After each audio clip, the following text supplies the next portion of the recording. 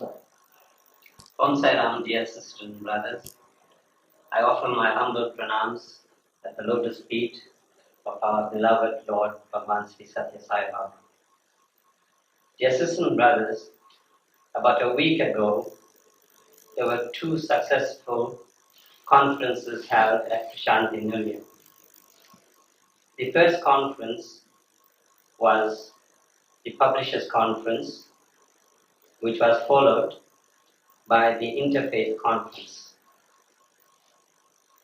A synthesis or analysis of this conference revealed that the great messages of Bhagwan Baba, the divine messages of Bhagwan Baba, must now go to every sector of our society, including the world at large. Dear sisters and brothers, as office bearers and members of the Universal Satya Sai organization, it now becomes our duty and obligation to take this message throughout the world. We are aware, dear sisters and brothers, that many countries have been successful in implementing this divine message of Bhagwan Baba, and also at the same time, we are conscious that there are numerous countries that have not been that successful. We are aware that Malaysia is one of the most successful countries in implementing the divine message of Bhagwan Baba in all sectors of the society. We are privileged, therefore, to share or to experience this Malaysian experience. It will be worth our while to look at the Malaysian experience. We are fortunate indeed, dear sisters and brothers, today that we have Brother Jegathesan, who has been instrumental in mobilizing, motivating, and managing the entire activities of Malaysia from a center level right up to governmental level. I therefore have now the great pleasure of calling upon Brother Jegathesan to address us on his experience. Brother Jegathesan. Dear brothers and sisters, I am very humbled by this request. Perhaps the first thing I'd like to say is the common factors that South Africa and Malaysia share in a peculiar way. That is this. Malaysia is a multiracial population, one. Number two, also we came out from British colonial rule. And in Malaysia, the population is about 55-60% Malays or Muslims, and about 30-35% Chinese who are Christians, Buddhists, Taoists, and about 8-9% Indians in a population of about 22 million people. So a very multiracial country. And of course, the Sai movement in Malaysia initially was for the Indian devotees who started it.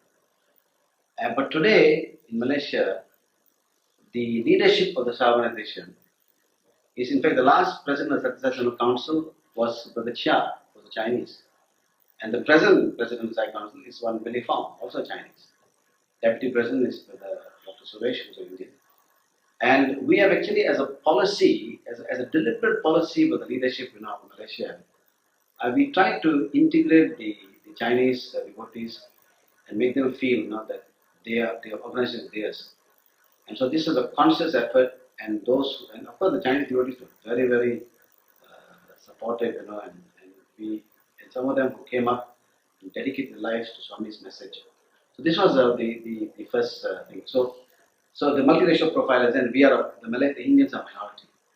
Today in Malaysia, from the step in the center level activities, the different centers, some centers headed by Indians, some centers by Chinese. But in Malaysia, by law, the Muslims, the Malays, cannot be a member of the organization because the Muslims are not allowed to take part in any other spiritual organization. What's happened today in Malaysia is this, okay? Today in Malaysia, we of course are doing all the other activities that many sadhanas are doing around the world. I mean, we use also home leprosarium and medical. We have had, for example, I think close to 500 medical camps in Malaysia today. So we have a lot of service being done. But yet there was a sense of discontent within the members of the Sai Council that we were not doing enough. Why? It dawned on me after some time that as I go around the world and seeing what's happening, that everybody, we Sai movement is doing what 1,000 other NGOs are doing. I mean, and I thought to myself, my God, even medical camps or schools, what have you, And I thought to myself, if 1,000 other NGOs can do all these things without Avatar telling them to do this, then are we so dumb that Avatar of the Kali Yuga must come and tell us to do the same thing 1,000 other NGOs are doing? This began to worry me. Then I asked myself, Swami, what is your mission? Though we have had spectacular events in Malaysia, spectacular events, so successful. Now we have had events. We have had we have had a Sounds of Peace Song Festival in the United Nations Year of Peace, for the public, and the newspapers in Malaysia declared it as a peace event of the year. We've had a Far Eastern's Human Value Drama Festival where about 9 countries took part in Malaysian Human Drama Festival, and the Malaysian king, Muslim king, was a guest of honor. This is extraordinary phenomenon. The Malaysian king has given a message, for some of our events. And the ministers and prime minister and everyone has given his message and supported. The whole cabinet knows what we are doing. We make sure actually we just follow what Swami is doing. You notice what the Swami doesn't put up with it. He invites all kinds of VIPs and presidents and prime ministers and ministers to come and officiate functions. And we as devotees really happy that Swami just inaugurates it. Why does he do it? Because the government must recognize and appreciate what Swami is doing. Then only we can continue to grow. There will be a backlash. So, a lot of things will be successful beyond measure. We in early days, 1970, 1980, when we started doing things, the newspapers refused to mention Baba's name. In fact, once when we organized Sounds of Peace Song Festival, we wanted the newspaper to be a sponsor for the Peace Festival. The newspaper said, yes, we will sponsor on one condition, we don't mention Sai Baba's name. We said, nonsense enough. Forget it. After some time, they changed their mind. From that place to now, where we have events we do, are covered well by the press. Press is so stunned by some of the things we do. So we've had a lot of things. Now we've got a science school. Everybody's done this. Okay, but it began to bother us that what is it we are doing now? That every people is doing it. So I can ask myself, Swami, what is your mission? What is it we can do? And surely it cannot be this, like little cult group sitting down and singing songs, and then we say, Buddha, Jesus, Allah, and we say Sarva Dharma, but no one knows, none of the right people know anything about the other religions. And then one day I was asking Swami, there must be more. The avatar, when Krishna came, he changed nations. When Rama came, national changes took place. When Christ came, changes took place in nations. Now Avatar of Kali Yuga is here. And he's got millions of devotees, much more than Krishna and Rama and Christ. Even Buddha came, national changes took place. What's happening? And 16 years more, 16 years left. One day I was contemplating on that. Suddenly my eyes fell on the altar. And I realized, my God, the message is staring at us in our face and yet we cannot recognize it. What is it? The two symbols of organization gives the ultimate message of the avatar. Of course, the whole process of personal transformation, all this part of the package. What is the mission of the avatar? No. He didn't come as Krishna to personally transform Pandavas. They took part in his global mission. See, today, for example, look, why is Krishna exalted? Krishna is exalted because of the gopis and the Pandavas.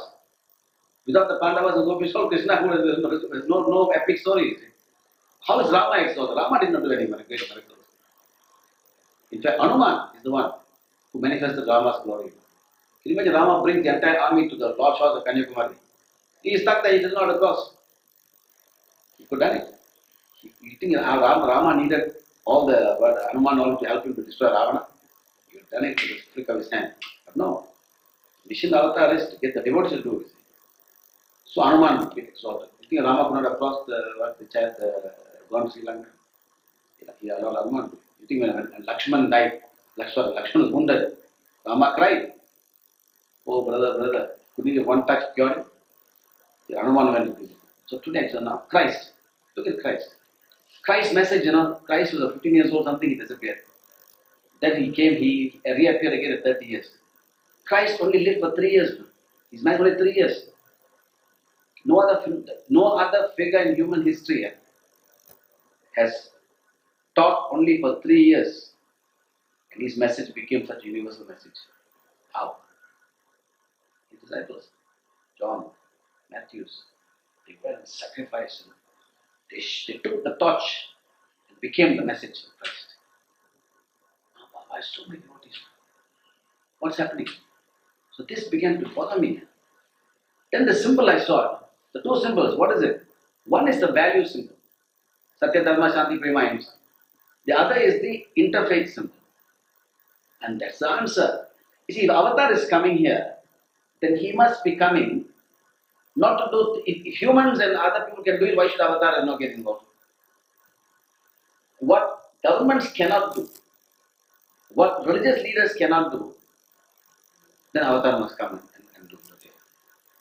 So now, what is it now? Today, look at what's happening today. Every newspaper, from developing countries to developed nations, to the poor nations, the pervasive decline in human values. Look at newspapers. Now the big problem is what? Is the youth now for 15 to 25 years of age. We've got the Balvikas classes going on EHV. These children perhaps in 20 years time they may make an impact. But now the building is burning now. And look at papers, look at countries. Parents are crying, governments are helpless. As GDP grows, as per capita income goes, values are declining. Promiscuity, AIDS, sexual abuse, physical abuse, child abuse and drugs, everything. And government is helpless, no one knows what to do. Now, Swami, my God, Swami says, for Balvikas, EHV is Balvikas and children is EHV. But for society, it is 3HV. So the message is very clear. The challenge was then, can we become a force in transforming society? This is the challenge. So if we do mediocre things in this world, why should Avatar get involved in this? Everybody do mediocre things. But if you do something so daring and so challenging, the divinity must come and help. If not, we cannot do it. So we decided to take this challenge in Malaysia. So one day I called a meeting at the Sai Council. Very wonderful people there. And I asked them, are we doing our best? So these guys also said, yes, Jega, we're doing our best. I said, I don't think so. So what do you mean, Jega? We've done things that no other country has done now. We've got kings and prime minister and ministers all are supported. We are high profile. We've done so much. We are recognized. In Malaysia, Sai movement is synonymous with human value. I give one little example of this. Sometimes it surprises me also. One day I get a telephone call in Malaysia from one Malaysian, his name is Dr. Amada, Professor Amada. He says he's calling from the Malaysian Science Foundation. I said, yeah. They're having an Asian conference on sustainable development. I said, yes. So, Jega, we like you to speak. I said, hey, hold on. So what happened, there's another gentleman in Malaysia, very famous, a doctor. He's also a science. His name was Jegathesan. And sometimes people mix us up. So I said, hey, hold on, professor. I think you got the wrong Jegathesan. Because I am not the scientist. Then he asked me, are you the Sai Baba Jegathesan? I said, yeah. Then he said, listen, what's happening is now, we realize sustainable development. We have sustainable development. It's an Asian conference. We need to have a value component. So we try to get all the scientists to come and talk about the human value component of sustainability. No one wants to accept the challenge. The people mentioned Jagad that you can talk about it. Can you do it? I said, yeah, that's my subject. So can you imagine now? So I addressed this Asian Science Conference on the human value component of sustainability. And what did I use as an example? I used this particular thing I'm going to tell you about. So this particular event, which I'm going to talk about, happened before this particular call came. What happened was, I called this council guests together and I said, listen, are we doing our best? They said, yeah, Jega, we're doing our best. No. Best means has a different meaning. B means benefit. Whatever we do must benefit society. And we must feel we're benefiting from the work we're doing. And people we help must feel benefit. They said, yeah, Jega, we're doing so many medical camps, so fine. Okay, benefit is okay. So what is even? He has an enthusiasm. The project was so inspiring and the youth that everyone wanted to take part, want to be part of it. Okay? But inspire and make people enthusiastic, to support the program. And those who are serving must feel enthusiastic. Something wonderful they're doing. Okay, enthusiasm is there. So E is okay. So I asked them what is S. They said S is side. I said, listen, don't want to spoil Baba's name. Okay, let's keep S for a while. What is T? T is timing. Whatever we do in this, whatever we do must meet the needs of the hour. Not useless. We're doing work for doing sake. Example, if there's a flood, and the site people now want to help, and they have the council meeting and subcommittee meeting, committee meeting. By the time 2 months after the flood is gone, that they come and say, service is useless. We must meet the service of need, not service of convenience. So timing is critical. So what is SS? S is sustainability. That's what it is. I told them, listen, we have had massive human value drama festivals in Malaysia. We have had human value song festivals. We have had inter-university human value debates. Islamic University, all the major departments, 11 university departments. We have had inter-school mural drawing competitions, inter-school human value cartoon, national human value cartoon competitions. I said, listen, what's bothering me is how it's successful event. Press is publicized it, ministers supported it, people say it's a fantastic event, yet there's divine discontent. What's divine discontent? I said, how do we know? I said, the youth who took part in the human value drama festival goes home and practice values. How do you know that the youth who took part in the human value song festivals that sang such a wonderful songs about father and mother is going home and respecting father and mother? How do you know that the youth who took part in the incredible debate of human values is going home? So are we doing activity for the sake of activity? Are we doing making a difference in society? So they all bring this up with what you do. So then I present the challenge. Of course, the council was very nervous. They said, Jega, what kind of challenge? This is something terrible. They said, why don't you choose something easier? They asked me. So I told them, listen, if the floor is half black and half white, no one knows which part of the floor we made white. But if the floor is all black, then people can see the difference we make. So, what do we do? Can I pause here for a while? Brother, pause. We decided to take a challenge. What we did was, in Malaysia, we approached the mayor of Kuala Lumpur. The mayor is a Muslim gentleman.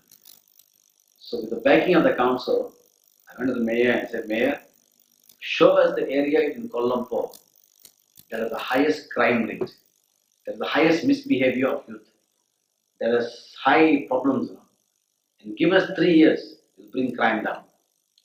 Now, the mayor looked at me as a madman. He said, are you sure you'll do it? I said, yeah. He said, why? They know the famous Zion movement. I said, listen, Bhagavan Baba says that we have the power to transform people. That no youth is bad. So we're going to see whether we can do it. And I'm going to bring a multiracial task force to do this. So he agreed. And the mayor then showed us an area in Kuala Lumpur called Sanpeng. High-rise, low-cost tenements, we call it. Okay? Like, what do you call it, Harlem and stuff like America here. And this area is listed by the police as a black area. That means high crime, high vandalism, high drug addiction, high drug pushing, And the area had about, I can't remember exactly, but about 8,000 odd Muslims, Malays, and about 6,000 or something Chinese, and about 2,000 odd Indians, the population profile of that area. So we went into the area, we said, okay, we'll take the challenge. But we needed a tremendous task force, because we're talking about, when we do this we call the program ABC, Action for the Betterment of Community. We do a project like this, we just can't touch and go. We can't do it once a week or once a month. We have to volunteers every day. We're talking about transforming consciousness of people. So what do? We need volunteers. But in Kuala Lumpur, we have a lot of activities going on every week. So the task force told me, Jega, we need more volunteers. Should we shut down some of the other projects? I said, no, don't touch other projects, let them carry on. So what we did, we approached the corporate sector. Approached Coca-Cola, Colgate Palmolive, Malaysian Mining Corporation, which had a big mines in Australia, and News Says Time, leading English newspapers in Malaysia. We told the management, we don't want money from you. We just want volunteers.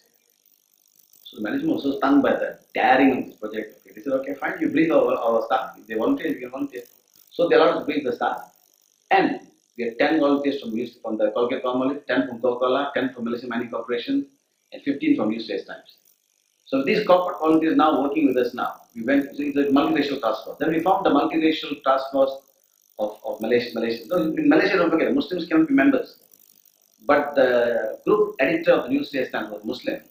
He heard the project. I approached him and said, can you join me in this program? Okay. He said, Jega, I'm not a member of Satya Baba organization, but the project you're doing is so daring and so incredible. I'm happy to be a co-chairman. So he took quite a risk, he became a co-chairman. So both of us were co-chairman of this. So we formed the ABC Coordinating Council, where we brought in Buddhist priests and Christian priests, who were close to us. And they said, Jaga, why? They asked me, why do you need us? You know, we can do it. You can do all this. I said, no. We want you to be watched out. So people suspect our motive when we go there. As long as they are Muslims and Buddhists and Christians are watching us in this council, then they know that we have a plan. Because people will suspect, why are we doing this such a daring kind of project without any motive? So having this council, we went into the area. You can't believe it now. We had opposition from every level. Muslims challenged us, who are we? Who are we? Who was our organization? Why are you doing this? The Chinese challenged us. The Indians perhaps was the easier lot. A lot of us, there happened to be a Hindu temple near the area. So we went to the temple, had bhajan there, and then the people like the bhajan, during the bhajan, we asked them about the project, they supported us. Indians came very easily. The Malays and the Chinese, took some. Malays came in subsequently. They trusted we were doing this. Only support us. Chinese came to finally. And so therefore we managed to, and then with the leadership, of course, the high rise, this area is not everybody is a bad person now. Many good people are there, but the ropes there, they are there, that's caused a problem. So we had this incredible program where we had, I tell you, we had task force on education, task force we set up a free computer education center in the area, we set up free tuition classes, task force on sports and games, task force we had medical camps there, we had task force on track, we had a Hindu track program for Hindus, we had Chinese track for Chinese, track stands for tradition, religion and culture programs. We had a special Muslim track we had there, we organized, we helped them to organize a Quran reading competition with Muslims, and we gave prize, we are all very appreciative of that. And then we had sports and games task force and human value task forces and all kinds of stuff. So all what we've done in the past as event shows became now a focal point here. We had human song festivals for them, human drama festivals for them. We started implementing now in a real life thing. Now the amazing thing was this. The corporate task force members, 45 guys who came in, they could not sustain, after 6 months they slowly filtered away. You can't help them. They haven't got a side notice there. But the amazing thing is, by the time they filtered away, the local youth were motivated to come in. And we had local youth with us, and we formed a youth group there. We took the youth group to a holiday resort, 100, 200 of them, we gave them a brainstorm session there, a motivation session, and they became a fantastic force. And then there was an interesting episode that took place. We mobilized everybody. Okay.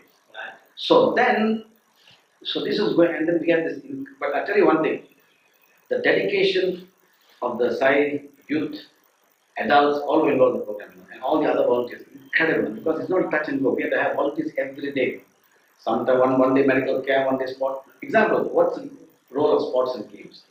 See, what we realize one thing today, the youth don't talk to parents, especially, even in the wealthy-to families, parents don't let these families. So what we did was, we organized sports. How? No singles. Badminton, for example, father-son versus father-son. Mother-daughter versus mother-daughter. Caroms, everything that was bringing family together, so that is your time to talk to each other. Or with football game. Football game will have an interfaith. That means that it must be Malays, Chinese, Indians, all multiracial force against multiracial target. So by this means we try to integrate the races into a very nice and integrate families. So I did many projects.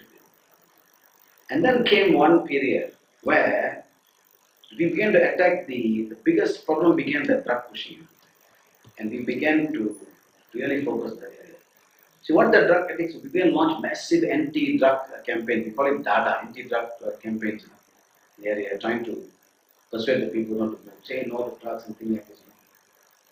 But we found the drug pushers used to come at night They'll stand in dark corners, So what we did was, we took video cameras, recorded all the areas where the drug pushers were doing, then we showed it to the government and asked the government to light up all the areas. So we can light up the areas where the drug pushers now did not have a place where they can hide it. So they like this impact began to be. Then one day, what happened was, this is a very funny part of the story here. One day, so we're making such an impact there. One day, Dr. Suresh Govin, many of you know him, he was our national youth leader at the time. Now he's deputy president. He approached me one evening in Chennai. He said, brother, he said that the drug pushers in this area had told the local residents, tell the Sai Baba people to watch out. They're targeting them. This was a deadly message. Because I knew that if one hair was hurt by any of the volunteers, I had doctors, lawyers, engineers, I had sons and daughters, I had fathers, mothers, volunteers on the ground. We had tremendous people on the ground. And with all these people then, and if one hair was touched, not only I'd be in trouble, the Sai Baba name would be badly affected. So what could I do? Should we pull out the people? That night, I prayed to Swami. I needed Swami, I needed guidance. What should we do? Dear brothers and sisters, as clear as you hear me, I heard Swami's message. He said, go on. Nothing will happen to them. Swami will protect. So next day, I'm telling Suresh, tell people Swami is guaranteeing nothing will happen. So this is an extraordinary situation. Okay? The devotees then said, okay, but the guy says Swami said nothing will happen, so we'll carry on. It was incredible. So they are plunged in without any fear. This was the faith they had in Swami that Swami would protect. The faith I had, the message I got the correct one. Dear sisters, nothing happened. At the end of 3.5 years, I approached the mayor. I said, Mayor, work is over, we're putting out. So the mayor said, okay, I will send my people to the area to check what you've done, like a report card. So what they did finally, the mayor then sent his people and they made a big report of the work they've done, and the mayor called a meeting. On one side of the hall was all the mayor's staff, senior officers from the mayor's office, all Muslim, in fact 90% Muslim, only one Chinese engineer. Other side was our task force, ABC coordinating council people. There were Sai devotees, there were other volunteers supporting us, Muslims especially, The only non-disciples of Muslims and Christian priests or Buddhist priests were there. They all supported all of you with the multiracial force. Dear brothers and sisters, the mayor's officers gave a report. Crime down by 70%. Drug pushing down by 60%. Vandalism down by 90%. Lepak is a peculiar word we use in Malaysia to describe youth hanging around doing nothing. Totally wiped out. We were stunned. We were not monitoring it like this. This here was the mayor. We had done the report as differently, but the mayor's office that will give the report. We were stunned. We looked at each other. The mayor then turned to his staff and said, how is it possible? We have all the staff, all the manpower, and yet we can't know how they're doing it. He turned to me, how are you doing it? That's a tough question to answer. So I told him, sir, listen, firstly, it's God's grace. But number two, I said, your officers are very good people. But you see, the officers work from 8 o'clock in the morning till 6 or 5 o'clock in the evening. All the drug pushing, violence, evangelism is from 6 o'clock in the evening to midnight. That's an officer. Number two, I said, we on one premise. Baba says, no youth is bad. See, imagine now the situation in high-rise buildings. There are no more fields nearby for them to play. So they can't stay scooped up in their small house, all shouting and noise. So they used to go down and hang around outside. They hang around outside, they start smoking, somebody passes by, then they start disturbing people. They are the target of every negative thing that comes. Because there's no other motivation, no other leadership. What we did was, trusting Swami saying that no youth is bad, every youth is good. We went in, and what we did, all it was to create avenues for the youth to channel the energies in the positive way. And the youth responded. Once they began to trust us, that we are no other extra plan, we are not trying to convert them, we are not trying to do anything, we are not fly by night, just it's coming today, going tomorrow, we are there for sustained program. They began to trust us. And so all we do is channel the youth energy. You can't block the youth energy. Youth energy, if you left nothing, it will go into negative way. but given something positive and dynamic and something wonderful, and with role models, for the first time, give the role models. See, like myself, I'm in Malaysia, what they call Dato. Dato is like my name is Dato Jegathesan. It's like a third title. Very active people like that. There's another two other Malay gentlemen who also are Datos. Now, for them, they have never experienced this kind of Datos coming in. Normally, Datos come and probably cutting ribbon, and so here we were on the ground talking to them and being one of them. And we are lawyers, engineers, doctors, successful youngsters there on the ground, working with them. They were surprised. Why would these people do this? So we want their confidence, want their love. And then the youth, this kind of youth who are naughty people, they call it. You win their love, they do anything. So you want their love. Swami says, what Swami says? Swami says, my darshan must flow to you, through you. People must feel my love through my devotees. That's what the people do. They just gave the love. And they all felt Swami's love to the devotees. So they decided to change. They began to follow what God asked them to do. So this is a massive program. So of course the mayor in fact in the Jaga don't say handing, don't say pulling out, say handing over. Because the mayor's office then set up a unit called RD. Began to take the program and proceed further. Frankly, we know, but at least one thing we showed in this 3-year experiment, 3.5 years, sustained program, that we have the power to transform. This is the youth in the highest primary. And this program is a program that is available for any country, whether a developed country, USA, UK, Japan, or wherever, or a developing country like many African countries have the same problem exists everywhere. Of course, this ABC program is a program that, to launch an ABC program like this, you need a task force that goes to hell and back. Once you touch the program, there's no turning back. So in Malaysia, we asked other centers in Malaysia, like other cities, to do this program, but we realized that they may not have the sustainable energy to carry it through. So what we did was, so ABC, imagine ABC as a program with about 20-30 dishes of activities. Okay. So this, we want to do ABC means it's a brand name. ABC means transforming people.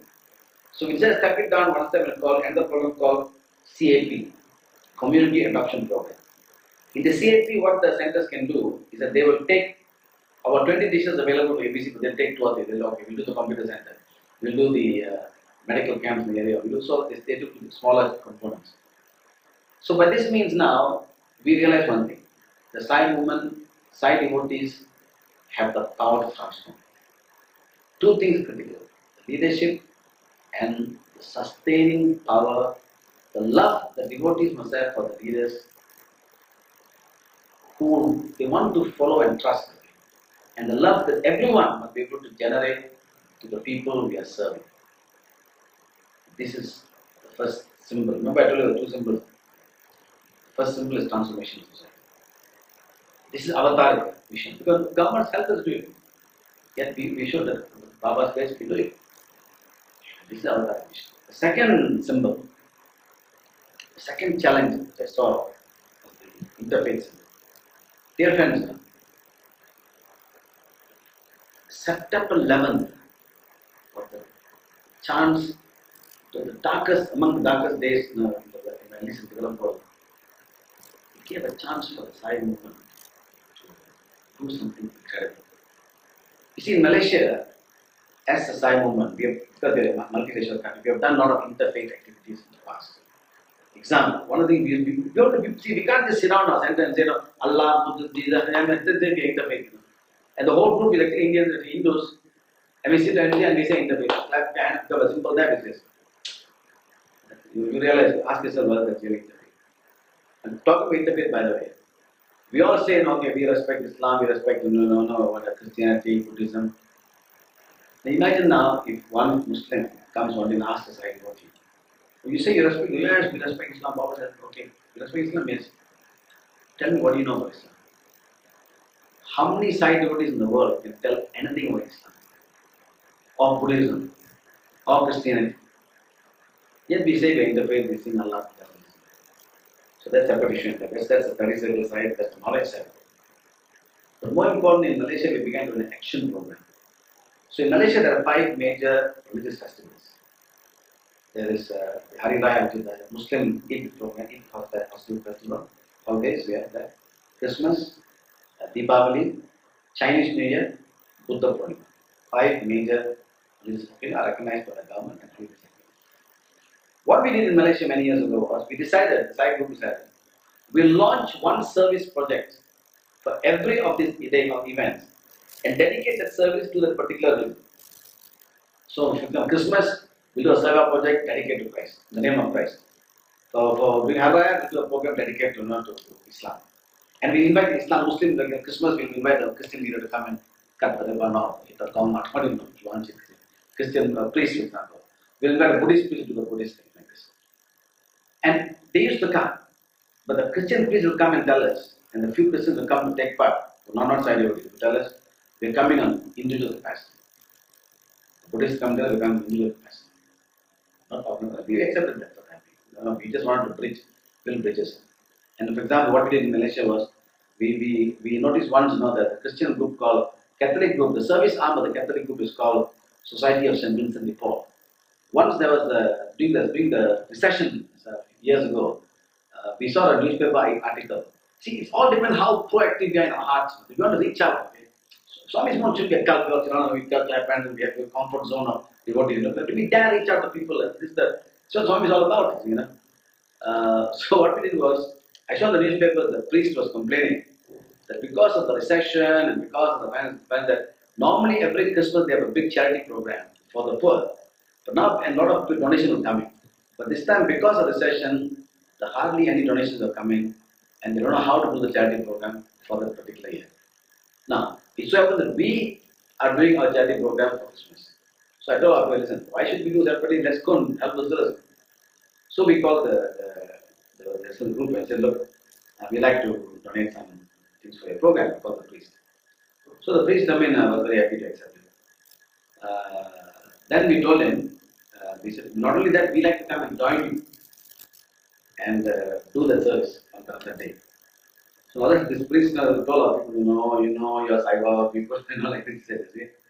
I said, listen, I gave that. I told Father, I said, I give you one assurance.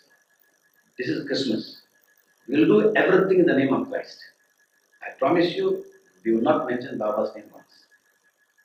How I dare this? What does Baba say? I give you what you want. So you desire what I have to give. I just follow that criteria. So when they came to take, they thought we were going to give them some small things. When they came to take what we had ready for them, there was half a room full of all kinds of goodies. They came cars after cars and took the stuff. So on that day, I told our volunteers, let's all be there. So there was a big group of Indians over there. Because they were serving the Indian food. And most of the Indians were Hindus, I think. They were helping them, they were serving them. So we went there, and then I told them, don't mention the Sai Baba. This guys. And halfway through, the group started singing some Christian hymns, the Christian hymns. They all sang the hymns in English. And all the Indians there were Tamil speaking, they didn't understand what they were singing. So I went to the father. I said, Father, can we sing some songs? He said, no, it's Christmas. No, I said, Father, listen, I'll tell you again to you, you'll only sing in the name of Christ, or if you don't mind, we'll sing generic name.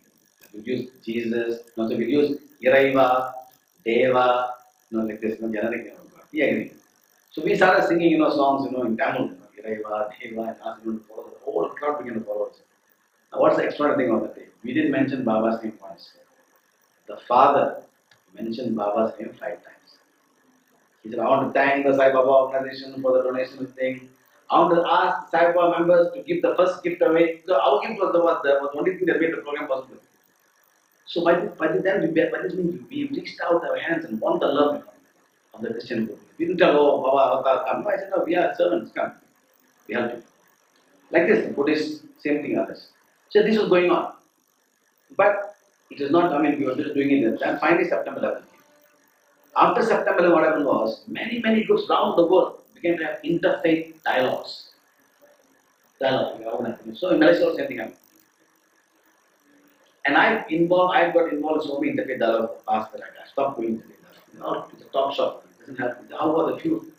So anyway, the interview, 500 people packed the hall that day. Organized by some other.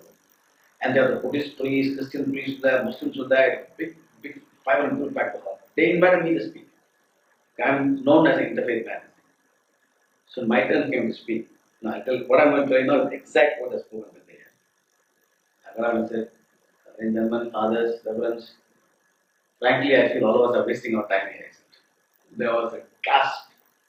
People jaw dropped, they looked eyes, they looked at me, my WhatsApp was the guy saying, even the side devotees who sit down there with them, he was stunned, because this is something I'm interpreting all of. I said, listen, the fact that all of you in this hall today shows you're already converted, you believe in interfaith. Let me tell you something I said. Tomorrow, if there's any interfaith trouble in Malaysia, interfaith violence, gentlemen, this is the exact words I'm telling you. If tomorrow there's any interfaith violence in Malaysia, none of you fat cats will take a knife after each other. The people in the poor areas, slum areas, quarter areas, high-rise tenement areas, these are the guys who take the knife and come after us. It is these people who must be convinced that interfaith is a living reality and not just something for air conditioned room for fat cat, nothing else to do on evening span, and talk and feel happy they talk about interfaith. There's no meaning. Interfaith must. I said, listen, if for some mental aberration we have, I took a risk saying all this, okay, but my credibility was quite strong enough to say all this. And if for some mental aberration we have, we refuse to pray in another man's hall of prayer because we lock God inside our own hall. Fine, do that.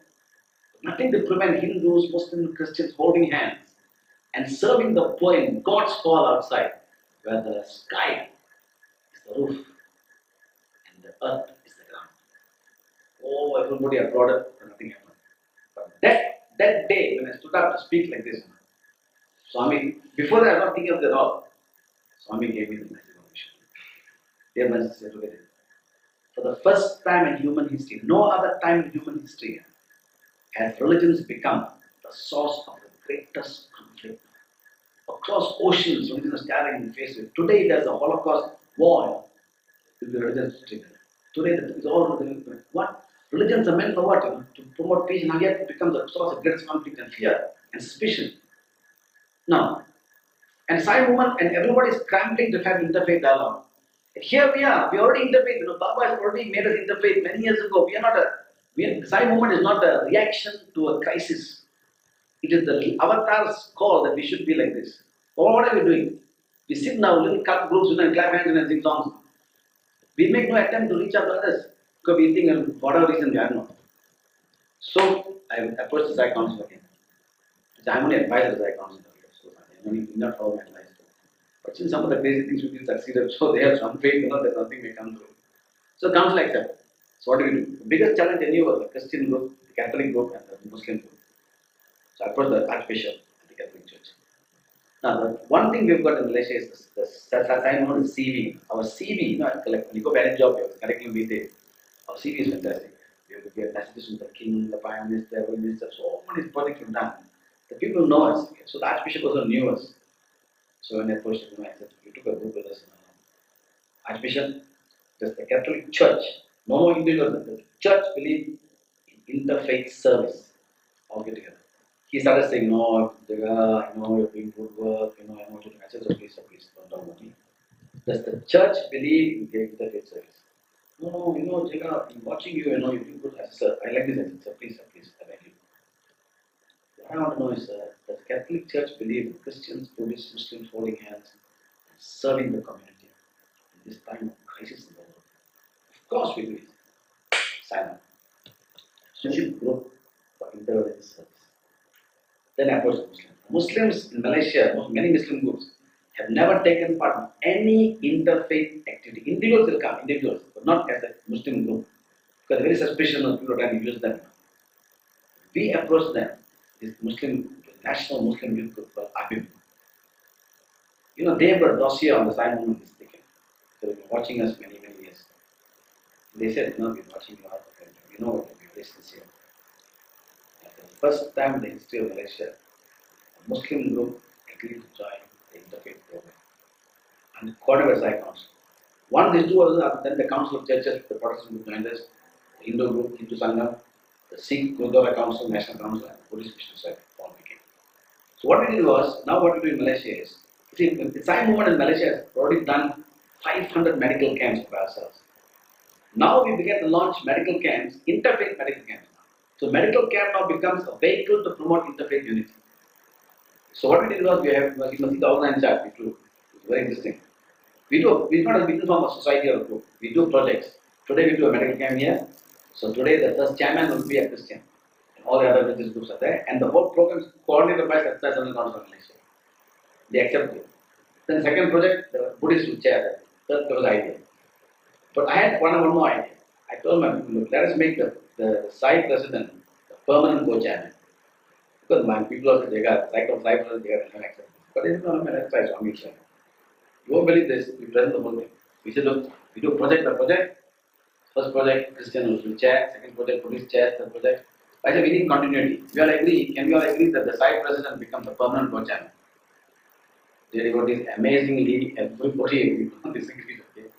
And Sai became the coordinating secretariat. And then we had all religious groups in. And then the whole thing coordinated success and concentration. Today now we organize 5 medical camps, a massive program for handicapped children called Funding Handicap. We did a massive program we did the Peace Palestine program, we did a Interfaith drama program, all the groups together. And today now we have had messages from the ministers and chief ministers and state. People cannot believe this happening. And we have now woven a very strong link. And the wonderful thing is now, the various religious groups now, somehow they just automatically accept the side leadership. They don't question. Because they know we're not. In fact, we make sure that when the function happens, we tell the other religious leaders get all the publicity they want. They interview by the press and all that. We keep a low profile. Listen, let us be the show. Let us be the foundation where others will stand on. By doing this, we have won their love, won their trust. Again, what do? We gain them what they want. So, dear friends, today for me, now the interfaith unity is something that no one can. Governments are failing to do, and we can do this now. So now what we did now, after this in Malaysia, I went to Fiji. In Fiji, I was going for an economic conference. The side group in Fiji was there. They asked me what to do. I said, let's organize. So what we did was same as Malaysia, except this interfaith conference we had done was done by others. I told the side to organize an interfaith call. The role of religion in creating national unity. So I told them what to do. You invite all religious leaders to speak. What is the role of Christianity in creating national unity? Buddhism, Christianity, or Islam in Fiji. And the Prime Minister of Fiji came to the function, and I was the last speaker. So after the whole thing, after the night, I took up and I spoke exactly like what I did in Malaysia. And I asked them, how many of you support the program? Finally, I told the crowd, how many of you support the program where all of us, Christian, Buddhist, will hold hands and go and serve the poor outside? Everybody put up, the religious leader, the Prime Minister, his wife. And I said, all right, Saibon is standing by to do this. So what happened? After I came back to Malaysia, the Saibon organized a massive fun day for the handicapped children. The Prime Minister himself came for the function and his wife was there. The most amazing thing happened. 1 month after that Interfaith Fiji program done by the Fijian Sai Foundation, the Prime Minister in Parliament, in a major policy speech in Parliament, touched about economy, blah blah blah. And finally he said, and now I want to talk about the Indo-Fijian community. And I especially, almost exact words like this, I especially want to mention the role of the Satya Sai Baba organization. I attended a conference these young people organized. Subsequently, I attended a program they had for the handicapped children. He said, these people are contributing greatly to our society. And then his words still echo in my mind. He said, what these people are doing in our country is more valuable than all the words spoken in this august house. Never in the world, anywhere in the world, has Baba's name been mentioned in Parliament. Let alone India, where all the devotees, all the ministers are devotees. Here in Fiji, here in India, the President is devotee, Prime Minister is devotee, all are devotees. Here in Fiji, the Fijian Prime Minister is Christian, not a Baba devotee. Why do you going to speak Swahili?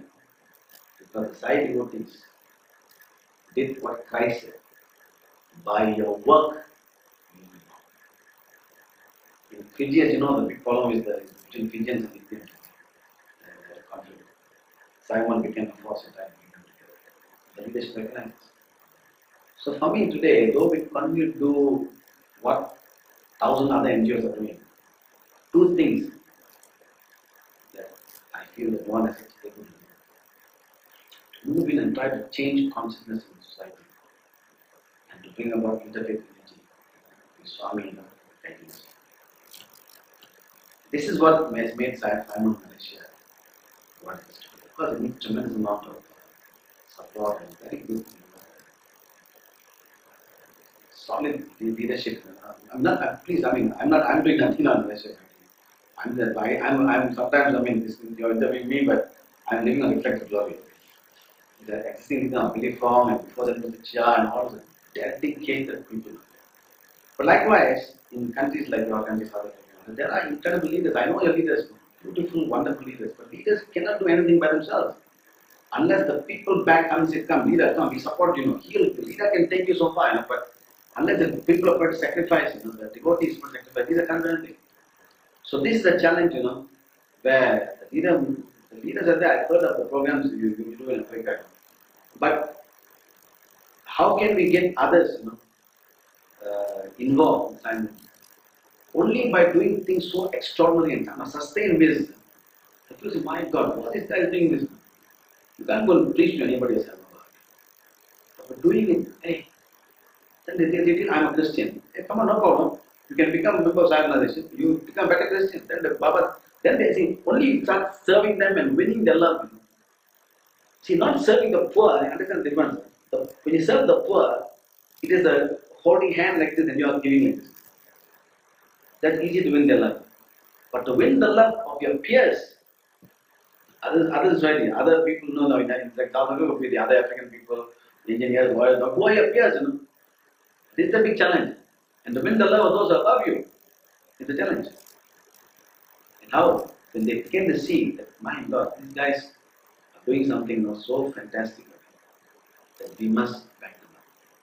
And frankly, I don't forget, I won't not on a membership plan. It should never be on a membership plan. Because I myself was anti-side, as you all know. Baba doesn't need any one of us to make devotees for him.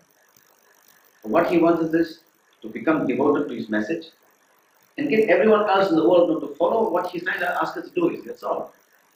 So if a Christian becomes a better Christian, Buddhists become better, and all of us work together, we've achieved the mission, avataric mission.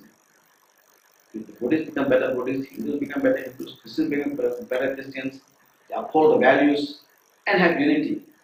Finish. That is the avataric mission fulfilled. What label they wear, my Swami himself said, don't think a Buddhist side devotee, is a devotee. He said, those, anyone who follows his religion, who's dedicating himself to his ideals, maybe a greater devotee. So, and frankly, I feel one thing very sure now, I'm convinced, looking around the world. Swami is not just using Baba devotees for his mission. He is using anyone who is prepared to follow the ideals. The guy may not even know Baba, but if he is following the Swami's ideals of values and unity, then somehow the avataric message is coming through him also. So this is only the realize. So the question is this, let me finish by telling you. See, today in this world, millions of Hindus are saying, oh, how nice if you born in the time of Rama, how nice you born in the time of Krishna. Millions know how to be like gopis, to be like Hanuman people. How many millions of Christians are saying, oh, how nice you born in the time of Christ. How many millions of Buddhists are saying, how nice if you born in the time of Buddha. Their devotees 150 years from now. Millions around the world will be saying, how nice if I've been born in the time of the Kali Yuga. How nice I'm part of his mission. We are here now. We are the people whom they admire. The question is this, each one of you is listening to this. What is your role in the divine mission? Baba said that 3 types of people in the world. One type, the one who makes things happen. Second type, who watch things happen. And third type, don't know what's happening. I find many Sai centers, the third type is there. A lot of activities going on, they'll say, hey, I didn't know what happened. What you told me, brother, I would have come and support. Why you tell me? So you invitation. But then they're announcing it. So the question is, can you make it happen? Frankly, myself, I'm doing a lot of work in Africa now. Under my own professionally, I'm doing work in Zambia. And I do some economic work. Africa is very close to me. I've been to Africa, I think 45 times in the last 6-7 years. Africa is a great challenge. Every idea. Africa is every negative thing. Disunity is there, suspicion is there, distrust is there, poverty is there. Can we be the force to bring together? Can we be the force? Africa is a quickly kettle of fish. In other countries, where the GDP is going up, per capita income is rising, values are declining. Africa, without per capita income rising, without GDP rising, its values are declining. That is an extraordinary phenomenon. This is where in other countries, there's an inverse relationship between wealth growing and value decline. You can look around the world, Japan, America, but Africa is peculiar. It's a core, the values are declining and wealth is declining. Okay, what can we do? This is something each one of us. Because incredible leaders in South Africa. I know them and I really have good respect for them. Loving people, dynamic people. But they cannot do unless the devotees themselves say, come, 100%. Walk and walk. That's the challenge. Walking with the avatar. So the message is, don't think Swami is the avatar. We must read it. Nowadays I stop talking about Baba being the man of miracles. I say that we must become. We must create miracles in life. We must become his vibhuti. Manifest. We must dare to be divine. So we must dare to be divine. And go and tell the world here, Avatar. His grace, his power, his Shakti is manifesting through us.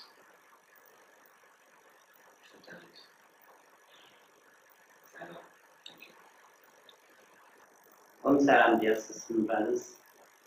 I'm sure by now, having heard Brother Jaga's speech, you are sufficiently motivated to take up the challenges that lie ahead.